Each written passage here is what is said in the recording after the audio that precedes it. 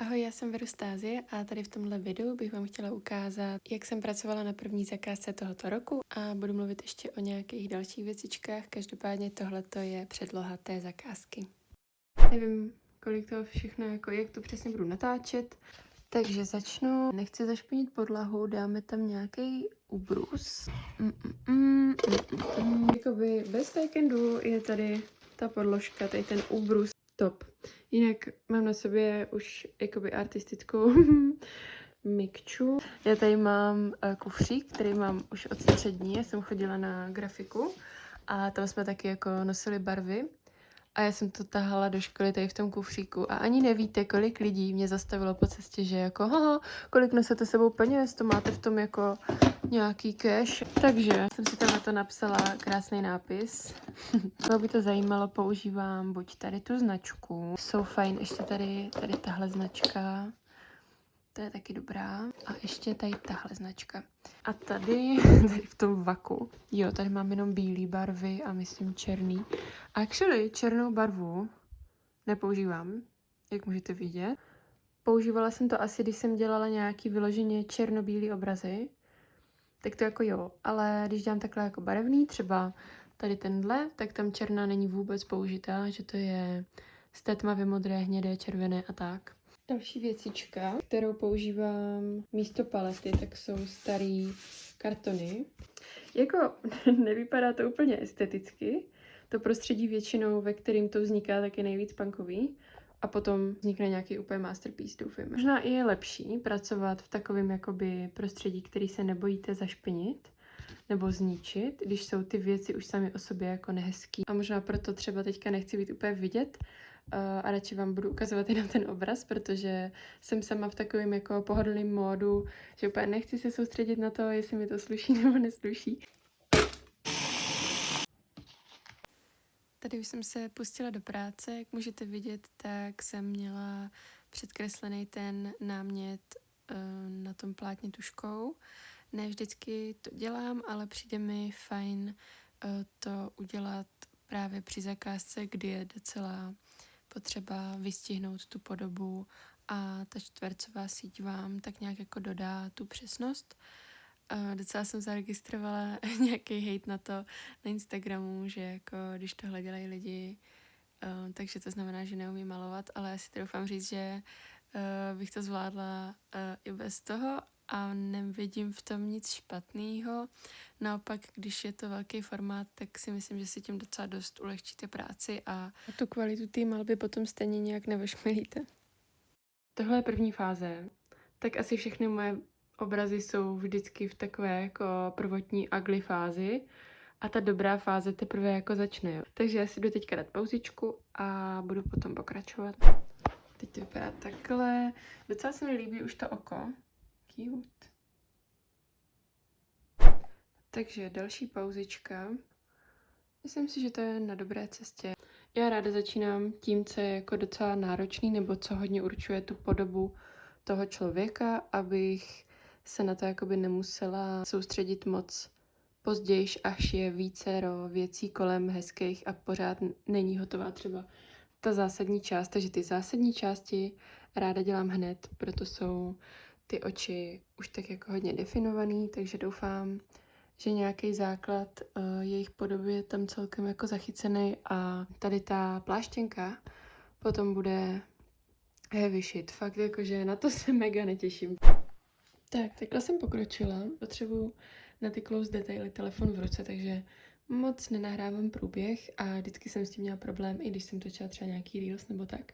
A nerada natáčím to, jak jako maluju nějak fejkově, no abych měla záběr a potom to prostě posrala tím, že tam dělám nějaký tahy navíc. Doufám, že vám nevadí nějaký takovýhle vždycky skok od toho, kde jsem skončila. Každopádně tahle fáze je teďka. Pustila jsem se už trošku do té pláštěnky. Není to zas tak náročný, jak jsem čekala. Docela se mi povedlo vystihnout tu barvu. Už tam skoro hotový, takže jsem vám chtěla dát takový update. Už mám konečně, řekla bych, hotový obličej Goslinga. Možná mu ještě malinka to spravím čelo, obočí, něco mi tam trošku nesedí. Tak Takže, já jsem teď přijela ze školy. Dneska jsem byla koupit tady toto. A potřebuju zafixovat tady ten obraz. A rovnou asi zalakujem i tady ten. Je to závěrečný lak na akryl. Měl by to být lesklý, ten ještě nemám. Já jsem vždycky používala matný a tam na tu práci se mi hodí právě lesklý, takže jsem si ho dneska šla koupit.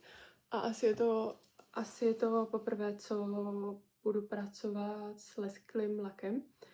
Já jsem vždycky používala jako matný a přijde mi, že by to chtělo prostě změnu. Tady na tenhle použijem spray matný, já vám to ukážu. Takže, mám tady ty 3 věcičky plus dnešní novou. A tady tohle je, ta je na pastely, uhly a takový.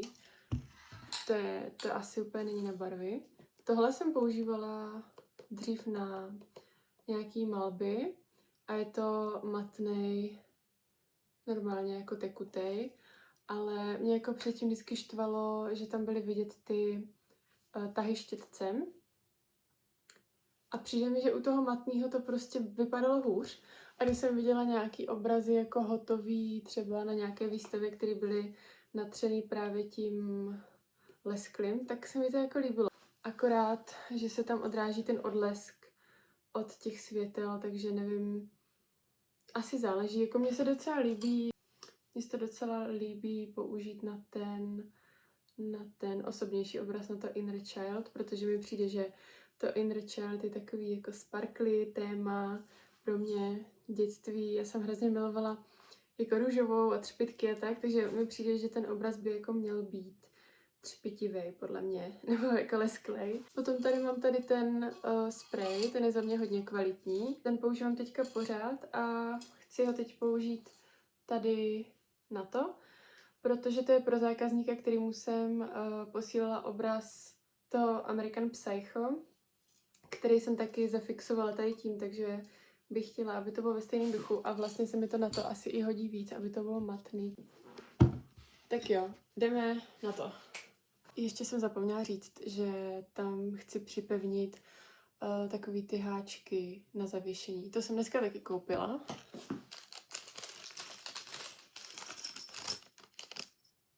To připevním zezadu, aby se ten obraz mohl pověsit. A měli tam ještě nějaké varianty. Já jsem teda měla předtím takový delší, tady ty jsou jako menší, ale whatever. To potřebuje 2, no. To je docela velký plátno. Tak jo, tak jdem na to. Já si vás vezmu asi do vedlejší místnosti. Tady už to teda pěkně chystám na to ťukání a fixování.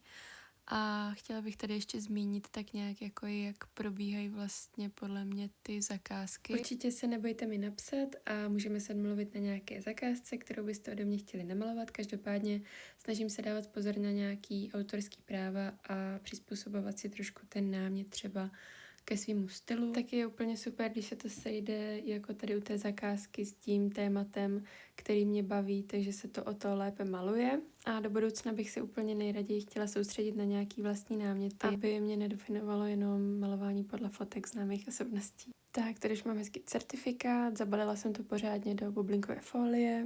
Dala jsem k tomu ještě nálepky z výstavy a to je všechno. Takže papa!